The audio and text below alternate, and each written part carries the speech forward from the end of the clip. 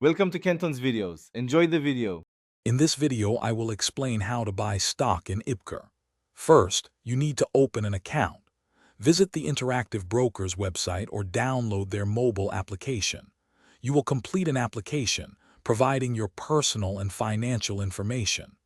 Identity verification is a crucial step, requiring submission of documents like a passport or driver's license.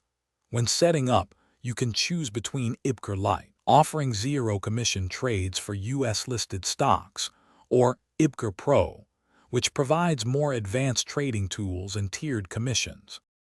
Once your account is open, the next step is to fund it. Navigate to the Transfer and Pay section within your client portal.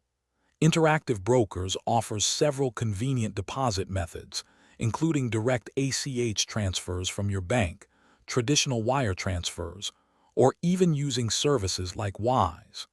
After selecting your preferred method, you must notify IBKR of your deposit and then initiate the transfer from your bank. Funds usually take between 1 and 6 business days to clear and become available for trading. With funds in your account, you are ready to place your first trade.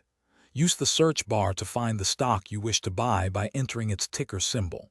Once you locate it, click the Buy button to bring up the order entry window.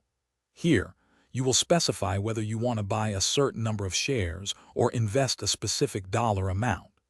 Next, choose an order type, like a market order for immediate execution or a limit order to control your price, and set the time in force.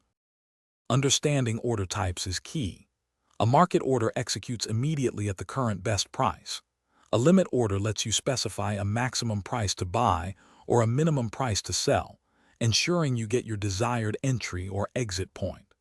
Stop orders are used to trigger a market or limit order once a specific price is hit. Before submitting, always preview your order to double-check all details, including the number of shares, price, and estimated commissions, which can be as low as 0.5 of a cent per share for pro accounts.